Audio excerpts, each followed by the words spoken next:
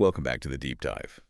We are doing something a little different today. Yeah. Usually when we talk about big medical topics, we're unpacking a specific study, maybe a new drug trial. We talk about the mechanics, the step A to step B. Which is usually how medicine works, right? It's supposed to be linear. Right. But today, we're tackling a subject that is anything but linear. We are talking about fertility. Oh. And for anyone who has been through it or is watching a friend go through it, you know that linear is probably the last word you'd ever use. Oh, absolutely. It's messy, it's emotional, and frankly, it's often just confusing. It's incredibly overwhelming. You're suddenly expected to be an expert in, endocrinology, statistics, genetics. All while you're navigating this massive emotional roller coaster. Exactly. And the default path, well, it usually leads straight to the high-tech stuff. IVF, IUI, heavy-duty hormones. And look, that science is miraculous. We are not here to knock it. Not at all. But the stack of research and sources we're diving into today suggests that by focusing only on that high-tech intervention, we might be missing half the picture. We're missing the context. We're missing the environment in which that intervention is actually happening.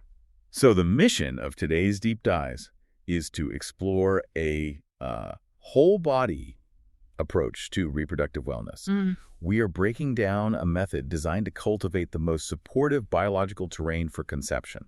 In other words, how do you prep the body so it actually says yes to a pregnancy? Yes. And the source material we are diving into centers on something called the Berkeley method. Right. This is an integrative strategy. It's designed to strengthen reproductive health. And what's really interesting is that it's most often used by patients who are already in the thick of it. In the thick of IVF. Yeah, IVF. Yeah. Or dealing with really thorny diagnoses like endometriosis or PCOS. Okay, so before we get into the how, and we have 5 specific pillars to unpack, we have to talk about the who. Because, usually we're quoting research scientists or surgeons. Yeah. This is different. It is different. And I want to make sure we are crystal clear on the credentials here so we know what lens we're looking through. This is a really critical distinction.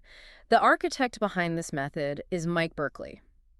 Now, he's a nationally respected leader in reproductive wellness, but, and this is important, he is not a medical doctor. Not an MD. He is not a reproductive endocrinologist in the Western sense. So what is he then? Mike Berkeley is a licensed acupuncturist, that's LAC, and a board-certified herbalist. He also holds a credential that really stood out in the research.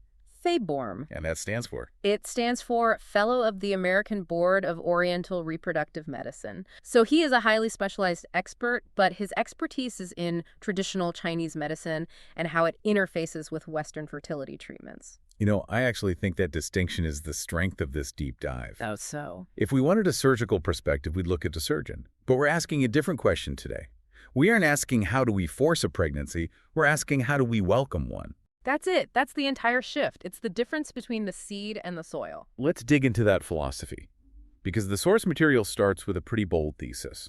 It basically says, IVF is powerful, but it's not a guarantee. Right. And the reason it fails often isn't the embryo's fault. And that is such a hard truth for a lot of patients to face. You can have a technically perfect embryo, genetically tested, high grade, all of it. Right.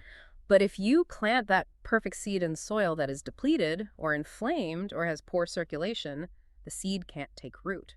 So the Berkeley method is essentially a soil renovation project. That is the perfect analogy. The central argument here is that while Western medicine handles the mechanics of fertilization, Getting the sperm to the egg. exactly, but success ultimately depends on the body's overall balance, the terrain.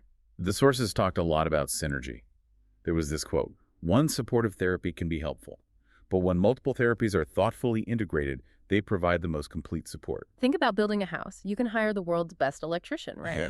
Okay. But if you haven't poured the foundation and you haven't framed the walls, the lights just aren't going to turn on. You need the plumbing, the framing, the foundation, and the electrical work all happening in concert. And the Berkeley method is trying to build that house using 5 specific pillars, Right. It's a stack. which are acupuncture, low-level light therapy, herbal medicine, nutrition, and supplements. Exactly. Okay, let's break ground on this house. Pillar number 1, acupuncture.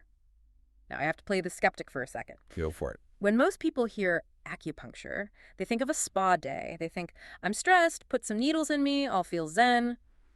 How does that actually help you get pregnant? That is the most common misconception. And we have to move way beyond relaxation. I mean, stress relief is a great side benefit, but the mechanism we're really interested in here is hemodynamics. Hemodynamics, breaking down the physics of blood flow. Precisely. The research shows that specific acupuncture protocols can physically alter blood flow directly to the ovaries and the uterus. Okay, but why is blood flow the make or break factor here? Because blood is the delivery system. It is the highway. Your eggs need oxygen, they need nutrients, they need the hormones you're injecting during an IVF cycle to actually reach the follicle. If your circulation is compromised, which can happen from stress, age, you name it, the highway is closed. So you're injecting thousands of dollars of medication, but if the road is closed, it just never gets to the destination. Exactly that. You are starving the ovaries of the very resources they need to mature high-quality eggs. Acupuncture acts as a vasodilator. It opens those blood vessels, it reduces resistance, and it just floods the area with resources. Okay, that makes physical sense. But the sources also mentioned a communication loop. The HPO axis, so the hypothalamus-pituitary-ovarian axis. Bless you. It's a mouthful, but really it's just the telephone line between your brain and your ovaries. Okay. Your brain has to tell the ovaries to ovulate. The ovaries have to tell the uterus to build a lining. Acupuncture helps clear the static on that line so the signals get through clearly. And speaking of the uterus, receptivity. That word came up a lot. This is huge for implantation. You need the uterine lining to be thick and vascular, just filled with blood vessels so the embryo can latch on. If it's thin, it has nowhere to go. Nowhere to go. Acupuncture targets that specific microcirculation to build up that plush, receptive lining. Now, we kind of dismissed relaxation, but we can't ignore stress completely. Fertility treatments are a nightmare for stress levels. Oh, they are. And stress isn't just an emotion, it's a physiological state. When you're in fight or flight, your body produces cortisol, and your body thinks you're running from a tiger. Right. So it shuts down non-essential systems. And for survival, reproduction is considered non-essential. So acupuncture just flips the switch. It forces the nervous system out of fight or flight and into rest and digest, or in this case, breed and feed. It lowers cortisol, which stops your own body from sabotaging your hormones. Okay, so that's the plumbing and the wiring. Let's move to pillar number 2, which sounds a bit more sci-fi. Low-level light therapy. This is fascinating stuff. It's also called photobiomodulation. I'm just going to call it light therapy. But seriously, is this just like shining a flashlight on your stomach? How does light even get inside the body? It works at the cellular level. To understand this, we have to go back to biology class. Do you remember the mitochondria? The powerhouse of the cell. I knew that fact would pay off one day. This is the moment you've been waiting for. Yes, mitochondria are the batteries inside our cells. Now here is the aha moment from the source material. Egg quality is almost entirely dependent on mitochondrial function. Why the egg specifically? Because an egg cell is massive compared to other cells, and it requires a staggering amount of energy to mature, to fertilize, and to drive those first few days of embryo development.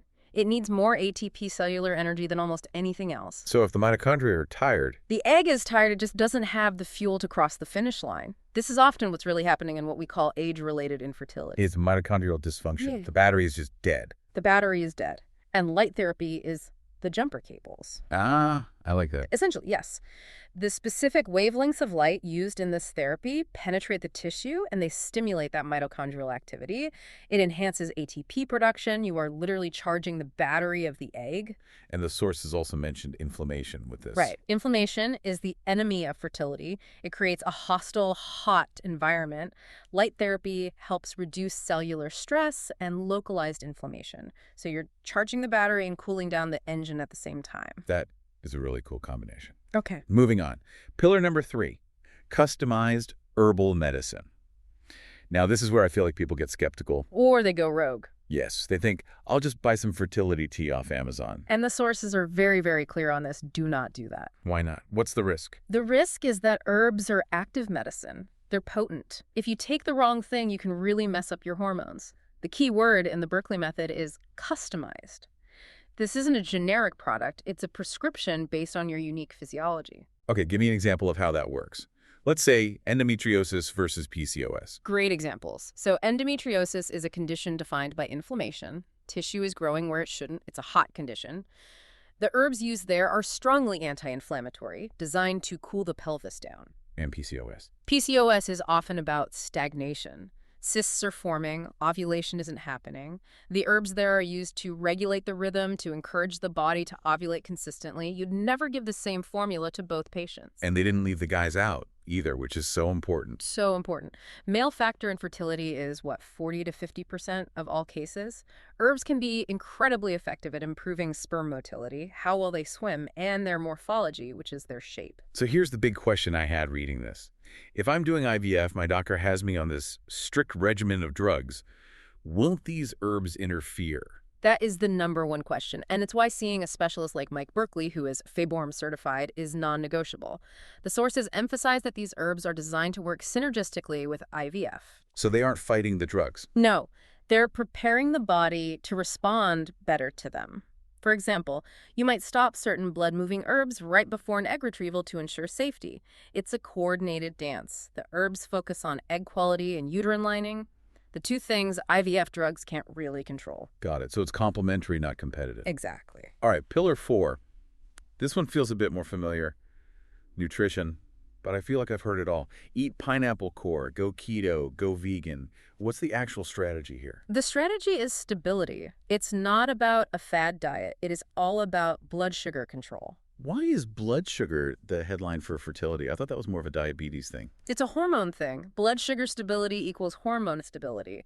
If your blood sugar is spiking and crashing all day from processed carbs, your insulin is spiking.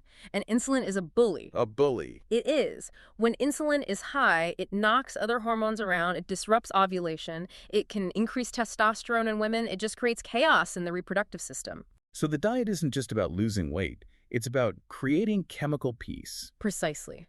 You are trying to create a calm hormonal sea. And beyond that, it's just about materials. We talked about building a house. Right. Food provides the lumber.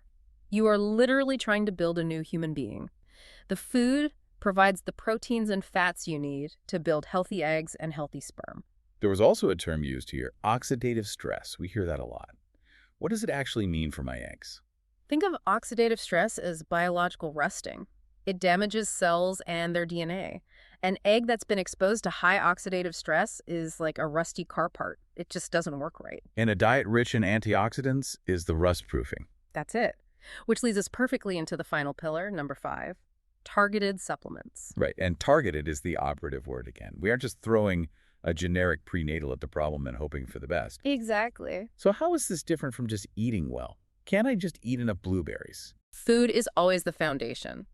But sometimes you need a therapeutic dose of something that you simply can't get from food alone. CoQ10 is a great example. Right, I see that everywhere now. It's critical for that mitochondrial energy we talked about. But to get the amount you'd need to really rejuvenate an older egg, you'd have to eat an impossible amount of, organ meats. Okay, fair enough. So supplements bridge that gap between nutrition and medicine. And again, I'm guessing the safety issue comes up here. Always. Supplements are active compounds. Some thin the blood, some affect hormones. In the Berkeley method, the supplements are so carefully coordinated with the herbal medicine and the medical fertility treatments. You have to know that what you're taking isn't going to interact negatively with your anesthesia or your trigger shot. So we have these 5 pillars: acupuncture, light therapy, herbs, nutrition, and supplements. It feels like a lot. It is a lot, but the real power is in the synthesis. Okay, let's connect the dots for everyone. How do these 5 things actually work together in a real person's body? Okay, so picture the ecosystem. You have acupuncture and the light therapy. They're handling the flow and the energy. They're opening the highways and charging the batteries. Right. Then you have the herbs. They are doing the heavy lifting on regulation and inflammation. They're calming the fire of endometriosis or regulating the rhythm of PCOS. And then nutrition and supplements. They provide the materials. They are the actual cargo on the trucks that are now driving on those open highways. I see the loop now. It's a closed loop of support. The improved blood flow from acupuncture delivers the nutrients from the diet. The increased cellular energy from the light therapy makes the tissues more responsive to the hormones being regulated by the herbs. And if you miss one part, the whole system just lags. Exactly. If you have great nutrition but poor blood flow, the nutrients never get to the ovary. If you have great blood flow but your eggs have no energy, they don't mature properly, you need the whole orchestra playing together. You know, there's something psychologically different about this approach, too. When you're doing IVF, you're a patient. You're being done to, and you lie there, they inject you, they scan you. It's so passive. And that passivity can breed anxiety. You feel like your body is failing you or that you're just a number. This approach feels active. It's incredibly empowering. It gives the patient agency. You are actively cultivating your own health. You're waking up every day and doing these things, eating the right food, taking the herbs that directly impact your outcome. It addresses the emotional demands by treating the whole person, not just a set of organs. That word cultivating really sticks with me. It changes the mindset from fixing a broken machine to tending a garden. And that is often the shift that makes all the difference. So let's wrap this up. We've gone through a lot of complex information here. If we had to boil this down for our listener, what is the main takeaway? The main takeaway is that reproductive wellness isn't just about the reproductive organs in isolation. It's not just about the uterus and the ovaries. It is about circulation. It is about cellular energy. It is about inflammation. And it's about nutrition. It's about the entire biological terrain. And to navigate that terrain, you need a guide who really understands that whole map. Right. And that brings us back to Mike Berkeley. This method really relies on his specific expertise as a licensed acupuncturist and board-certified herbalist, that FABORM credential. He's someone who has spent decades bridging that gap, helping patients integrate these ancient tools with modern science. I want to leave everyone with a final thought that came to me while we were talking about the soil and seed analogy. We often think of medicine as a battle. We're fighting infertility. Right. But this method challenges us to think differently. It asks us to consider the difference between fighting a condition and cultivating an environment. If you change the soil, how does that change the harvest? What happens when you start fighting your body and you start actively supporting it? That is a profound shift. And honestly, it's a question worth asking for any health journey, not just fertility. Absolutely. Now, for anyone listening who wants to explore that question further or who feels like they need to start cultivating that environment, you can reach out to the Berkeley Center directly. It's definitely worth a conversation. We'll put the info in the show notes, but for everyone listening, that's 212-685-0985, or you can find them at www.berkeleycenter.com. Knowledge is the first step to taking back control. Couldn't have said it better myself. Thanks for diving in with us today. Take care.